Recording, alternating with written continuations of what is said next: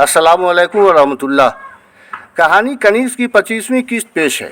यूं तो बाद शादी बदरुद्दीन की मसरूफियत बढ़ चुकी थी और वो दिन भर कड़ी मेहनत करने लगा था, लेकिन जब वो दोपहर का खाना खाने घर आता तो कभी कभी बीवी की मोहब्बत उसे अपनी गिरफ्त में ले लेती। लिहाजा वो उस दिन दोबारा फल बेचने नहीं जा पाता था। और ये कोई हंसने हंसाने की बात हरगिज़ नहीं थी, क्योंकि शादीशुदा नए जोड़ों की कुछ माह साल के लिए फितरी आदत बन जाती है। दूसरी बात यह कि वो ढलती हुई शाम में तकरीबन रोज़ ही कोठे पर मुजरा से लुत्फ़अंदोज़ होने भी ज़रूर चला जाया करता था, जिससे उसकी बीवी नूर आयशा वाकिफ़ भी थी। लिहाजा उसे बदरुद्दीन की इस आदत पर कोई एतराज़ भी नहीं था। वो जमीला बेगम और कनीज़ व कशिश की ज़ात और उन लोगों की फ़राख दिली व रुतबों से भी पूरी तरह वाकफियत रखती थी। उसे ये भी पता था कि गुज़श्ता चंद माह कबल तक उसका शौहर उन लोगों का मोहताज भी हुआ करता था, लेकिन छोटे सरकार से मुतारुफ होने के बाद ही बदरुद्दीन की किस्मत बदली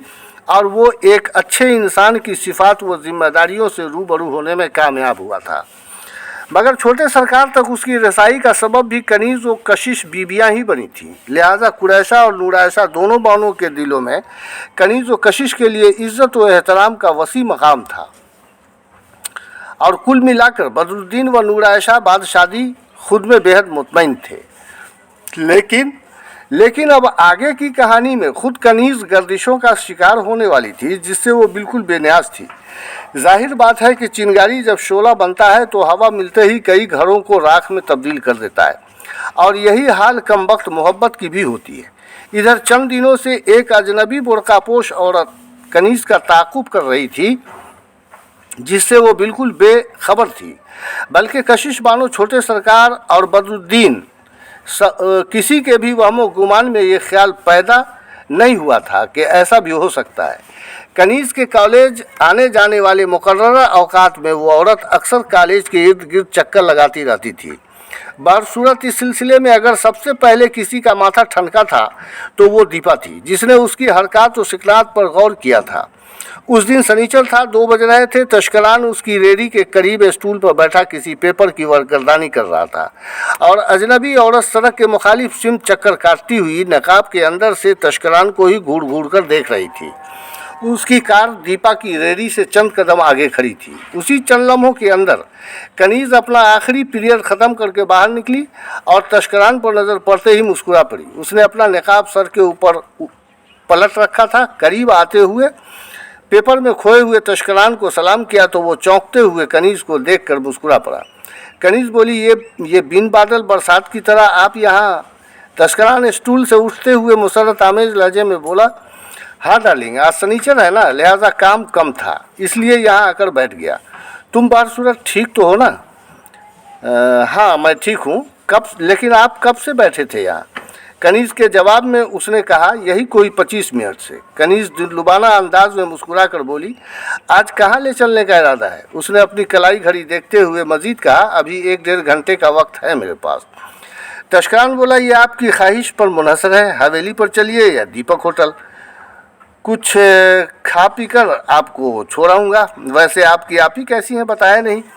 कनीज़ मुस्कुरा कर बोली, ठीक है, ले देकर हर वक्त आपको याद करती रहती हैं। मैं खुद से ज़्यादा आपके लिए आप ही को ही बेचैन देखती हूँ। तश्करान धीरे से हंसा, अल्लाह रहम करे। कनीज़ चौंकी, ऐसा क्यों कहा सरकार ने?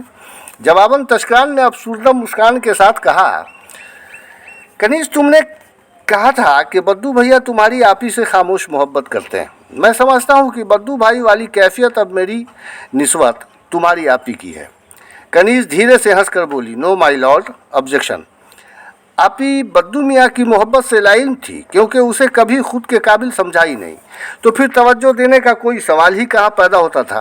लेकिन आप तो आप ही से मोहब्बत भी करते हैं और उनके व आलिया आप ही के लिए अपने दिल में काफ़ी जगह भी रखते हैं, फिर इसे एक तरफा और खामोश मोहब्बत कैसे कही जाएगी? तश्करान ने कहा, ऑब्जेक्शन करेक्ट, बट जाने मन, ये उनकी मोहब्बत बेअंजाम है ना। कनीज़ ने मुस्कुरा रहे अपने महबूब को मानीखेज निगाहों से देखा। उसी पल दीपा खिसक कर उनके करीब आ गई, जो लम्हों से सड़क के पार खड़ी अजनबी औरत की हरकत व सिकनात पर नज़रें जमाए हुए थी। उसने कहा, छोटे सरकार, मुझे लगता है कि सड़क के विपरीत दिशा में खड़ी औरत आप लोगों को घूर रही है। कहीं ऐसा तो नहीं कि आप लोगों की जासूसी कर रही हो? कनीज बोली, करने दो, परवाह नहीं, अब मैं किसी से नहीं डरती, चलिए चलती हूँ। कनीज ने अपने दोनों हाथों तस्करान का बाजू थाम लिया और दोनों आगे बढ़कर कार में बैठ गए। तस्करान ने कार स्टार्ट की और आगे बढ़ाता चला गया। तब मज़कूरा औरत दूर से ही दीपा को घूरती हुई जाने के लिए तेजी से कदम उठाने लगी थी। बहरहाल दूसरे दिन फजर की अजान के फ़ौरन बाद ही मज़कूरा औरत खुफिया तौर पर जमीला बेगम से मिलने आई तो बताया कि निसंदेह यानी बिलाशुबा कनीज़ बीबी एक बाके छबीले अति सुंदर जवान के प्यार में है।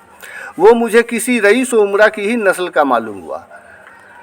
अवश्य दौलतमंद भी होगा क्योंकि नई कार से चलता है। उसने मजीद कहा, जोड़ी तो बहुत बेहतर है। अच्छा होगा बेगम कि पहले कनीज़ बीबी की राय एवं भावनाओं को भी जान समझ लीजिए, उसके बाद कोई पग उठाइएगा, क्योंकि मुझे दोनों के दरमियान की मोहब्बत काफ़ी गाढ़ी मालूम हुई।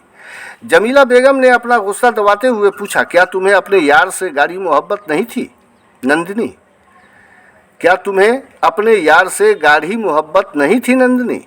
उसका नाम नंदिनी था। उसने फ़ौरन कहा, थी क्यों नहीं बेगम, लेकिन वह हरामी उचक्का था। जबकि कनीज़ बीबी के साथ वाला युवक बहुत गंभीर और प्रतिष्ठित मालूम हुआ।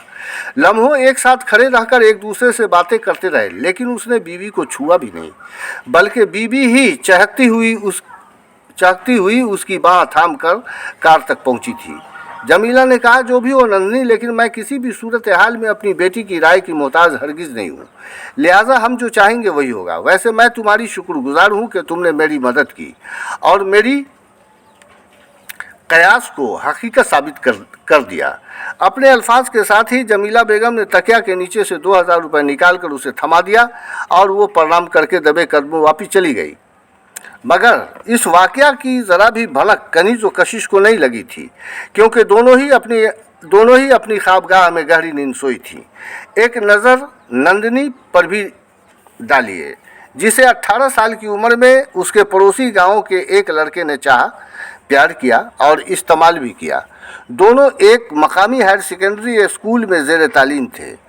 बरसों ये रोमांस चला। फिर मज़कूरा लड़के ने अपने एक दोस्त के साथ मिलकर सिनेमा देखने के बहाने उसे मुजफ्फरपुर ले आया और चकला चलाने वाली रुक्मिनी नाम की खनगी के हाथों फरोख्त कर दिया। चुनांचे नंदिनी को पेशे की राह पर उतारने के लिए 6 माह तक कमरे में बंद रखा।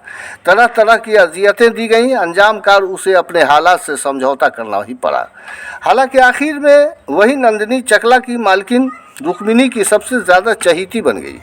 अगरचे वो खुद मुख्तार थी, मगर इस दुनिया से वापसी का रास्ता अमूमन मजदूद हो जाता है और अफसोस के घर, ख़ानदान, गांव, समाज भी ऐसी लड़कियों को नाकबूल कर देते हैं। लिहाजा उसे उसी दुनिया की होकर रह जाना पड़ता है। बहरहाल ये 18 साल कबल की बात थी और इस वक्त उसकी उम्र 36 साल थी। वो जिस्म फरोश थी, लेकिन उसे चाहने और पसंद करने वालों में अमीर व उमरा ही ख़ास थे, क्योंकि वह कबूल सूरत तो थी ही, उसकी जिस्मानी साख्त भी बेहद मजबूत थी। बदन गठीला और पुरकशिश था और इसके अलावा दूसरी पेशेवर औरतों की निस्बत वो महंगी औरत भी थी। अगरचे मोहब्बत में खुद उसे धोखा मिला था, बावजूद इसके वो कनीज़ की मोहब्बत की दुश्मन नहीं थी। लेकिन जमीला की इल्तजा पर उसने अपना वक्त कनीज़ की सुराग रसानी में कई दिनों तक देती रही थी, क्योंकि जमीला बेगम ने उसे 2000 रुपये बतौर उजरत देने का वादा किया था। लिहाजा नंदिनी ने सोचा था कि अगर वो उसकी सुराग रसानी के लिए आमादा न भी हुई तो जमीला बेगम अपनी ज़िद के मुताबिक किसी न किसी तरह अपनी बेटी की हकीकत का पता लगा ही लेगी। फिर 2000 रुपये वो क्यों छोड़ दे। हालांकि इस काम में उसे काफ़ी तगोदू करना पड़ी थी।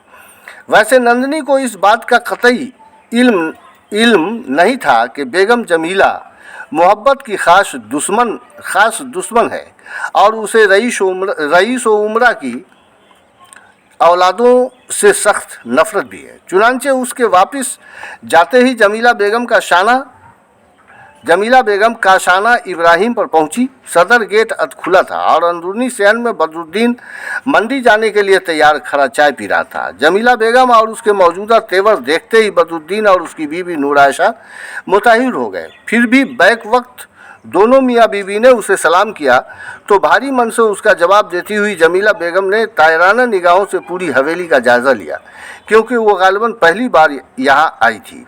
दूसरी सहन में हुस्ना बेगम फजर की नमाज से फारिग होकर दोबारा सो गई थी और गहरी नींद में थी। बदरुद्दीन ने संजीदगी से पूछा, ये इतनी सुबह सुबह आप इधर आने की जहमत?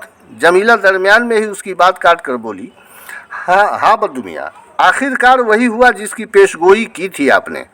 और आपने ये भी कहा था कि कनीज़ बीबी कैसे लोगों की पसंद होगी और शादी के लिए वैसे लोगों का पैगाम मिले तो मैं नाकर नुकुर ना करूं। याद है ना आपको अपनी कही हुई ये सब बातें? जज जी याद है, बदरुद्दीन हकला कर बोला।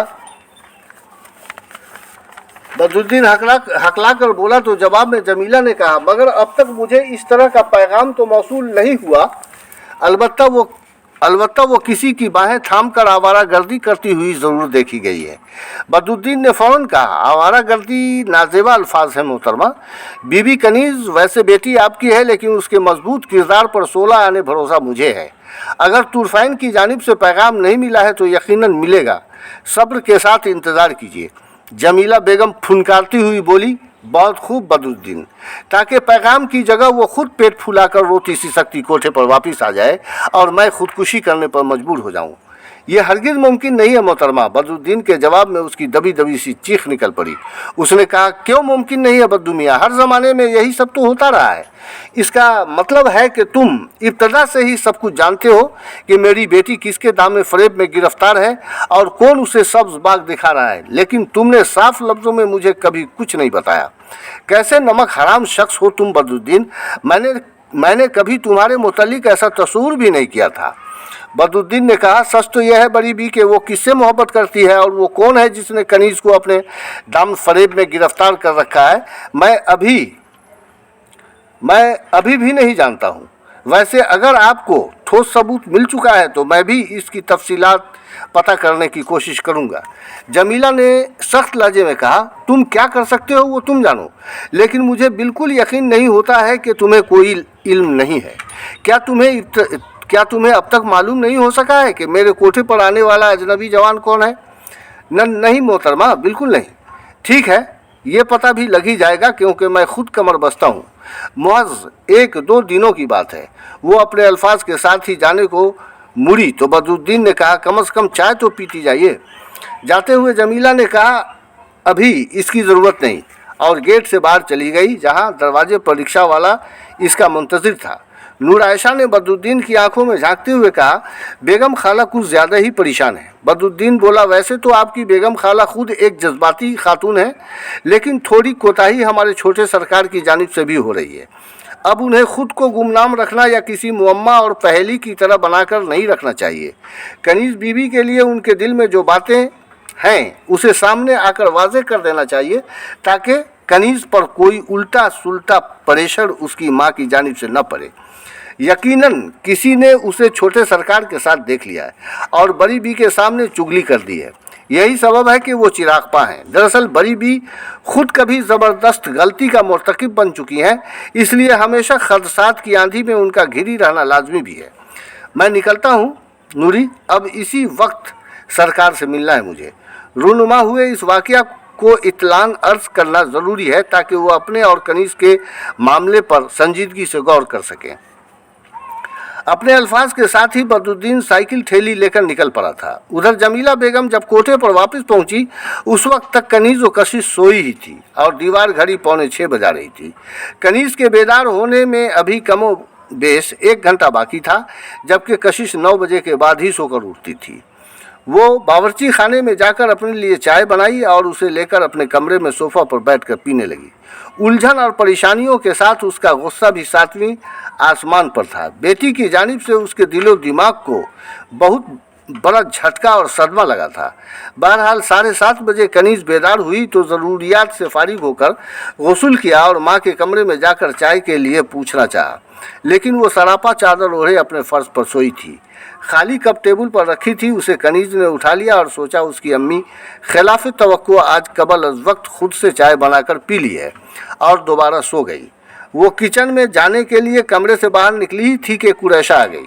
कनीज उसे देखकर मुस्कुराई और सलाम किया, फिर बोली, मैं चाय बनाने ही जा रही थी भाभी। अम्मी जान तो अभी तक चादर ओढ़े गहरी नींद में सोई हैं। मुझे लगता है वो घंटों कबल खुद ही चाय बनाकर पी ली हैं। कुरैशा ने जवाबन कहा, कोई बात नहीं, मैं आपके लिए चाय लाती हूँ, जाकर आप होमवर्क कीजिए।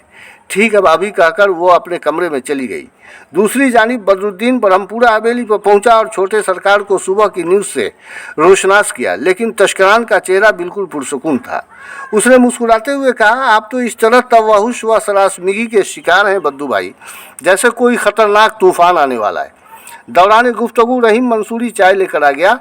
दोनों चाय पीने लगे तो रहीम बाहर चला गया, और तब तस्करान ने कहा कि दीपा ने अपने अंदाजे के मुताबिक यकीनन सही कहा था। वाकई हमारे खिलाफ सुराग रसानी हुई है, मगर इसमें घबराने की ज़रूरत नहीं, आप इत्मीनान रहें। अलबत्ता इस बात का ख्याल ज़रूर रखें कि कनीज को उसकी वालदा मारपीट न करें। बदरुद्दीन फ़ौरन बोला, ऐसा हरगिज़ मुमकिन नहीं है सरकार, क्योंकि कशिश भी तो है ना जो सबों की कफालत कर रही हैं। कनीज बीबी के साथ किसी भी नाजेबा हरकत को वो हरगिज़ बर्दाश्त नहीं करेंगी। तस्करान मुस्कुरा कर बोला, बहुत खूब फरमाया बद्दू भाई आपने। अब जाकर अपना काम करें और जहाँ तक मुमकिन हो कोठे के हालात पर तवज्जो रखें। बहरहाल चाय से फारिग होते ही वो फ़ौरन सलाम करके बाहर निकल गया था। चुनांचे ऑफिस जाने से पहले तस्करान भी अपनी कार दौड़ाता हुआ पहले सातपुरा की हवेली काशाना असराफील पर पहुंचा, जिसके सर्वेंट क्वार्टर में उसी की इजाज़त से दीपा अपने वालिदैन के साथ मुफ्त में रहती थी। कंपाउंड में ज्यों ही कार दाखिल हुई, मुलाजमीन हरकत में आ गए। तस्करान कार में बैठे बैठे दीपा को तलब किया। उस वक्त वो आटा गूंथ रही थी। छोटे सरकार की तलबी पर वो हाथ धोए बगैर कार के करीब आकर खड़ी हो गई और सलाम किया तो जवाब देते हुए तस्करान ने उसे बताया कि तुम्हारे अनुमान के मुताबिक वाकई वो स्त्री जासूस ही थी। मुमकिन है जल्द ही कनीज की माँ एक्शन में आए, लिहाजा वो जब कॉलेज आए तो उसे अलर्ट कर देना। आज अंधेरे मुंह उसकी माँ हमारे एक शुभचिंतक बदरुद्दीन भाई के पास जाकर उसे लान तान और डांट डपट किया है। वो सुबह सुबह मेरे पास आकर मुझे बता रहे थे। बीबी मालकन से कहना अगर उसके मिजाज के ख़िलाफ़ कोई भी बात हो तो किसी न किसी ज़राए से मुझे फ़ौरन इत्तला करे। अगर इस मामले में उसे रुपए पैसे भी खर्च करना पड़े तो हर्ज नहीं। लो ये 20,000 रुपये उसे दे देना। लेकिन मेरी समझ में नहीं आती कि एक रईस आज़म के सामने साधारण तवाइफ की क्या वैल्यू है सरकार। उनकी माँ को तो खुश होना चाहिए। दीपा ने रुपए अपने दुपट्टे में लेकर छुपाते हुए अपना ख्याल जाहिर किया था।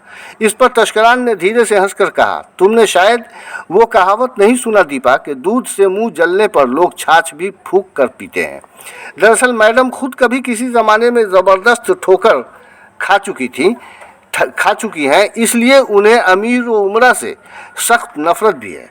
घड़ी देखते हुए मजीद बोला, मेरा वक्त हो चुका है, मैं चलती हूँ। दीपा प्यार से मुस्कुराकर इस बात में सर हिलाई और तस्करान फौरन कार घुमाकर कंपाउंड से बाहर निकलता चला गया था। कोई 1 घंटा बाद अपने मुकर्रर वक्त पर कनीज जब कॉलेज के सामने दीपा की रेहड़ी के करीब रिक्शा से उतरी तो दीपा रुपए का मोटा लिफाफा हाथ में लेकर उसके सामने चली गई और छोटे सरकार की आमद व उनकी कही हुई तमाम बातों को उसके सामने दोहरा दी। जवाबन कनीज बोली, मेरे सामने जो भी सवालात आएंगे उसके मुनासिब जवाबात मेरे पास हमेशा मौजूद होंगे दीपा। छोटे सरकार हरगिज़ फिक्रमंद न हो, उन पर 100 बार भी खुद को कुर्बान करूं तो कम है। अपने अल्फाज के साथ वो ज्यों ही जाने के लिए कदम उठाई, दीपा ने लिफाफा सामने कर दिया। वो चौंकी, ये क्या है? 20,000 रुपये देकर गए आपके लिए। कनीज एकाएक रुहासी हो उठी। उफ, किस कदर फिक्रमंद हो रहे हैं वो। अपने अल्फाज के साथ ही उसने लिफाफा लिया और कॉलेज गेट से कंपाउंड में दाखिल हो गई और इधर दीपा का जहन उनके हालात से उलझ कर रह गए थे। वाज़े हो के उधर जमीला बेगम ने 11 बजे तैयार होकर अपना हैंड बैग उठाया जिसमें कनीज के शलवार जंपर थे और उसे कशिश की निगाहों से बचाकर रख लिया था और कमरे में जाकर कशिश से बोली, मैं 4-5 घंटे के लिए बाहर जा रही हूँ। कहाँ खाला जान? कशिश ने हैरत से पूछा तो जमीला बेगम ने कहा, कोई ज़रूरी नहीं कि मैं हर बात तुम लोगों को बताती रहूं, और वैसे भी अब मैं इसकी ज़रूरत नहीं समझती, क्योंकि अब तुम लोग मुकम्मल तौर पर बालिग हो चुकी हो। तहफ़्फ़ुज़ और मोहताज रवि कोई मानी नहीं रखता। अपने अल्फाज के साथ ही वो राहदारी में दाखिल हो चुकी थी और कशिश उसके तेवर व तनकीद के ताने बाने में उलझ कर रह गई थी।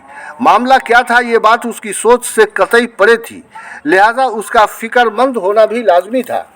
कशिश ने नाश्ता किया और सो गई। जमीला बेगम 2:30 बजे घर वापस आई तो उसके हाथ में कपड़े का एक थैला था, जिसे उसने अपने बक्स में रख दिया और मुंह हाथ धोकर खाने बैठ गई। उस वक्त कशिश गहरी नींद में थी। बहरहाल उस रात एक तरफ कशिश मुजरे में मशगूल थी और किचन में कुरैशा खाना बनाते हुए राजदाराना तौर पर कनीज़ को सुबह सुबह पेश आने वाला वाक़या बता रही थी, जो उसे उसकी बहन नूर आयशा ने तफसील से बताया था। दरअसल कुरैशा अपने घर को ताला लगाकर अपने बेटा बेटी को काशाना पर बहन की निगरानी में छोड़ने गई थी, ताकि वो जमीला बेगम के घर काम करने जा सके। उसी वक्त नूर आयशा ने उसे सारी बातें बताई थी, लिहाजा अब कुरैशा को भी कनीज़ के लिए फ़िक्र होने लगी थी। कनीज़ ने उसकी कही हुई बातों को ध्यान से सुना और बाद मुजरा कशिश जब इत्मीनान हुई तो कनीज़ ने उसे उस वाक़या से आगाह किया।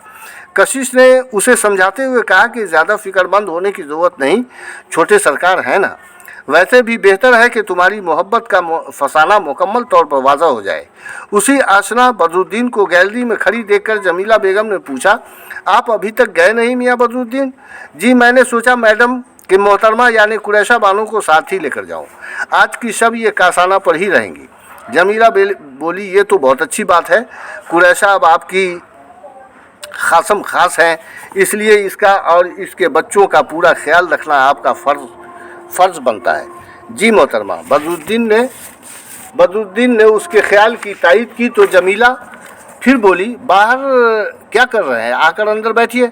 जी शुक्रिया कहता हुआ वो जमीला के कमरे में आकर बैठ गया और जमीला खुद अपना सर झुकाकर चंद लम्हा कुछ सोचती रही। फिर अचानक सर उठाई तो उसका चेहरा गुरूर और जुनून की कैफियत से पुर था। उसने कनीज़ को आवाज़ दी तो अपने कमरे में बैठी कनीज़ और कशिश दोनों ही साम उठी और दूसरे ही लम्हा एक दूसरे के ताक़ुब में दोनों बहनें कमरे में आकर खड़ी हो गईं। कुरैशा बानो भी आहिस्तगी से खिसकती हुई आ गई, क्योंकि खाना तैयार कर चुकी थी। जमीला सोफ़ा से उठती हुई बोली, तुम कल से कॉलेज नहीं जाओगी कनीज़? कनीज़ चौंकती हुई नॉर्मल लहजे में बोली, ऐसा क्यों अम्मी जान? जवाबन जमीला ने कहा, इसलिए कि तालीम हासिल करना अब तुम्हारे बस की बात नहीं है। तुम्हारे नसीब में भी अपनी खाला नानी और खालाजाद बहन का पेशा ही लिखा है। कनीज़ ने हैरत ज़दा लहजे में कहा, मैं समझ नहीं पा रही हूँ अम्मी जान कि आपको क्या हो गया है, लेकिन मैं बखूबी समझ रही हूँ कनीज़ कि तुम्हें क्या हो गया है। क्या ये सच नहीं है कि तुम किसी छोकरे की बाहें थामकर रंगरलियों की राह पर गामजन हो चुकी हो? कनीज़ कुफ्त होकर बोली, उफ़ अम्मी जान, आखिर आप उनके पीछे क्यों पड़ी हैं?